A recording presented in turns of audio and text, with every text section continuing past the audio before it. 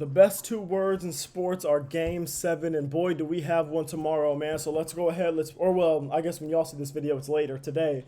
But go ahead. Let's go ahead. Let's preview this game, man. And I don't have too much to say about this game, but at the same time, there's like a lot of little stuff for this game that I think will matter. I think there's a few little things for this game that'll matter, and then a few huge things for this game that'll matter. And there's not much that I see really being in between.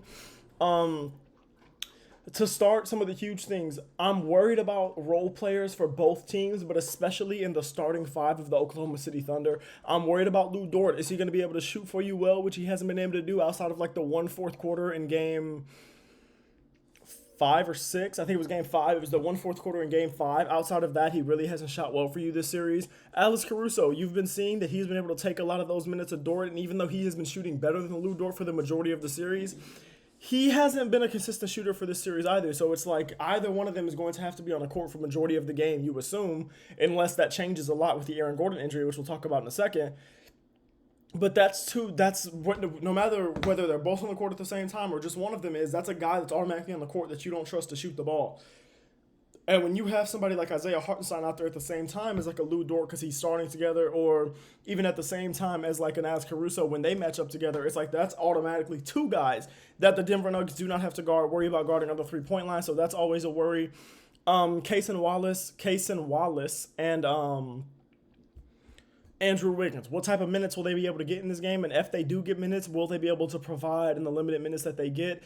A lot of that is is just the offensive side of the ball. You know that Isaiah Joe is unable to play in this series. He's been unable to play for pretty much the whole series. I think he might have played in game 1, but then since then, nothing, which makes sense.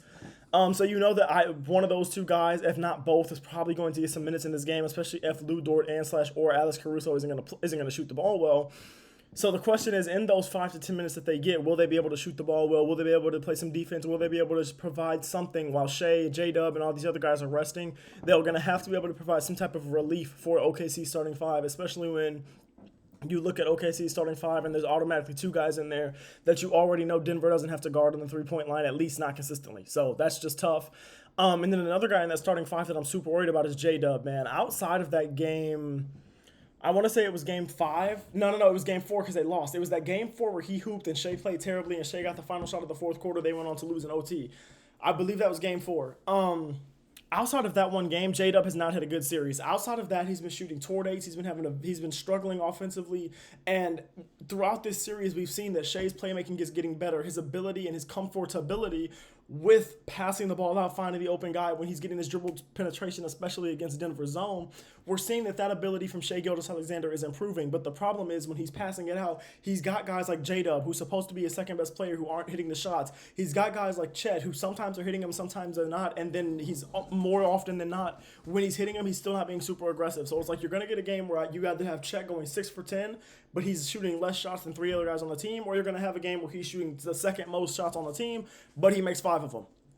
You need Shai Gilgeous-Alexander to be, you need Chet Holmgren to be that guy that is able to space the floor while also being able to be a consistent rim protector, consistent defensive presence, and while also shooting the ball efficiently, especially if J-Dub is going to have a bad game as he has for 5 of the 6 games of this series so far.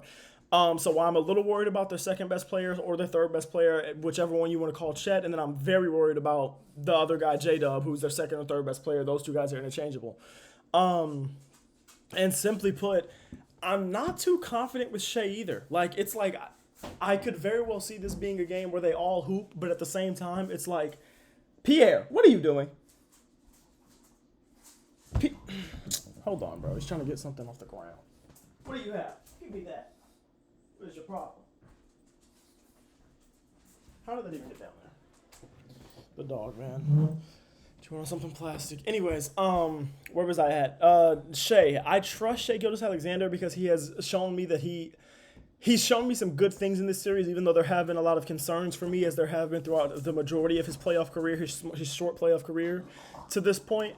But no matter how much I trust him, I trust the duo of Jamal Murray and Jokic better than any tandem of Shai Gilgeous-Alexander and whoever else. I trust Jokic more than Shai Gilgeous-Alexander by himself, and that's all really concerning in a Game 7. Like, I just trust this duo where Jokic has been in 7 Game 7, or this is his 7th Game 7 that he's ever been in. And it's like, yeah, he had a bad one last year, but it's just like, whatever. You know what I'm saying? Like, they were up 20. Them getting up 20 was an impressive thing, even though they blew the lead. And that Timberwolves team was hotter than this Thunder team is, I think. And man, it's just like, I don't know, bro. But the one thing that I think the Denver's two biggest advantages in this game for me, the fact that you feel more confident in the ability of Jamal Murray to go off, of Michael Porter Jr. to go off, of Aaron Gordon if he's even at 40% strength to go off, or even you pray you can get a back-to-back Julian Strawther great game. But you just trust that more than you trust J-Dub to go off based on this series, or you trust Chet to go off based on him being so young, or you trust literally any role player to do anything offensively for the Thunder, even within their starting five. It's like you just trust Denver starting five a lot more, and that's even if Aaron Gordon is hurt. But I do not want to underestimate the impact that Aaron Gordon's injury will have. Whether he plays or not, which is still a huge question mark to me, I do believe he will play. But whether he plays or not, a hamstring injury is a tough one, man. We've seen guys like OG Anunoby try to play through it in last year's playoffs. We've seen what it did to Steph Curry in this year's playoff. It is a tough injury, and for anybody that's ever played a sport at any level and had to deal with any type of hamstring discomfort or injury, period, you know that it's tough. You literally don't even walk right. Like, your posture is all messed up because it messes up with stuff in your lower back and everything. Like, it's just not good. So that's super concerning, but I do think he will play because I think he will understand, and the Nuggets team will understand, that 40 or 50% of Aaron Gordon is better than any other role player you've got. Now, unless Aaron Gordon literally cannot run, I think he will play tomorrow. Because, like, even though Julian Strawther's coming off a good game, you don't trust him. Peyton Watson, he's giving you some good minutes in this series. You don't trust him. Russell Westbrook, he's been so-so this series. He's been very on and very off, and for a majority of these games, he's been off this series, so you don't trust him either, even though he has a vet presence and this is his home. And I think Russell Westbrook could have a sneaky impact on this game just because he, in one way or another, like whether that be sneaky good or sneaky ass, I think one way or another he will have some type of impact on this game, and it will be a massive one just because I feel like Russell Westbrook is the type of person where he's going to want to come out here, he's going to want to hoop in a Game 7 to send his former home, in his former home of OKC, to send his former team home. I think he's going to want to at least try to show out. So whether he's successful or not, he's going to have a huge impact on this game if he does what I think he's going to do. Let me see what other things I have in my notes. I am interested to see which one of those guys will start, if it'll be Peyton Watson or Westbrook or Julian Strawther. I think it'll be Peyton Watson just because he's probably the best replacement to that position. I have to play fetch with the dog. To that replacement, that the best replacement at that position that Aaron Gordon plays if Aaron Gordon is unable to play or is unable to start. And I don't think Westbrook fits as well with the starting five, at least in this series, even though we saw him do it in a pretty decent sample size during the regular season. And Julian Strawther, I just don't think that they trust that one game enough for him to start over Russell Westbrook or Peyton Watson. But at the same time, I could also see them being like, hey, he was an X factor for us last game. If he's going to do that again, we got to give him the chance to start at least. And if it's not going well for the first quarter, it doesn't go well. So I'm interested to see who they start, and I think that will have a big impact on this game, whether or not Aaron Gordon is able to go. And David Adelman, I do low-key trust him to make the right decision or at least play the lineups in a good way because he's kind of impressed me this series. Like, for him to get thrown into this team, and a lot of people picked him to lose in the first round, including me, and now he's got the 1 seed going to 7, especially when not all of that has been Jokic, considering the fact that Jokic has had 2 of his worst playoff games of all time in this series in back-to-back games. You still won one of them. A lot of that is on Adelman, and I've been impressed with Adelman throughout this series, but at the same time, I think OKC's crowd will be huge here. OKC having the home crowd, and when this OKC team is so good, and we've seen that they can blow out anybody, the fact that they will likely have a hot start to come out of this game and get the crowd into it early could end up being a death sentence for the Nuggets. And while you trust the Nuggets vets to get back in this game as they have done for this entire series, I'm not necessarily sure they're going to be able to do that. The dog just fell. Are you okay? I'm not necessarily sure they're going to be able to do that if Aaron Gordon is not at full strength. He's fine. He's literally playing fetch again. He just fell. And everything like that. So I do believe that the Oklahoma City crowd is going to have a huge effect here. And while I'm having a very tough time deciding who I want to win this, not who I want, who I'm picking to win this game, I'm having a tough time with it, man. But just for the sake of this video and just for the sake of, I'm pretty sure I picked OKC at the beginning of the series to win this series, so I'm just going to stick with that because it's so tight, and the Game 7 where both teams have been so interesting in this series, and in some games they played lights out basketball, and then in other games they've completely disappointed. I just don't know what to expect for this game, but I'm going to pick OKC. And a lot of that is because I did pick them. I believe I picked them when this series started. But I'm not confident in this even a little bit. Like it's probably 50.1% to 49.9% confidence. Like I'm really, really not confident in this at all.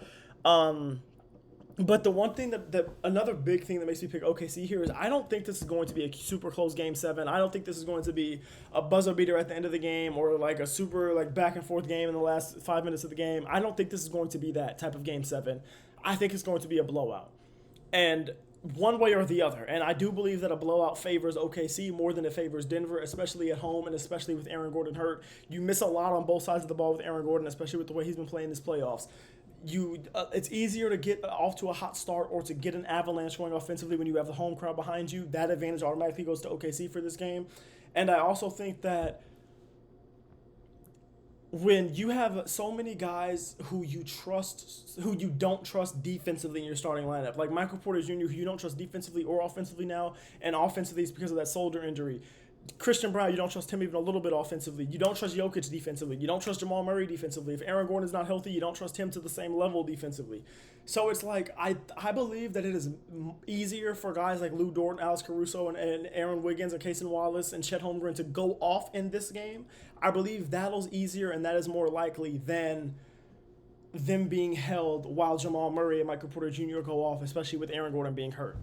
So I'm slightly, and I mean slightly, like I wouldn't put even a penny on this game, leaning towards the Thunder. Let me know what y'all think about it. I yapped for a longer time than I thought this video would end up going, but let me know what y'all think about it. Like I said, y'all are seeing this video Sunday morning, so I don't know what the odds are or anything. I'm sure they're out now and I could check, but like y'all are seeing this Sunday morning when maybe there's more news out about Aaron Gordon and the severity of his injury or his chances to play and everything like that. But yeah, man, let me know what y'all think about this series. DM me on Twitter, hit me up in the comments, and also let me know what type of videos y'all want to see, because now we're at the point where we're going to be getting one game of hoops a night, and we're probably going to have some nights soon, like tonight, where we don't have any basketball on at all. So that's where you start to get into more of the creative stuff. So let me know what y'all want to see, man. All right, I love y'all. I appreciate y'all. All glory God as always, and I am getting a haircut this week. Don't you worry. All right, peace out.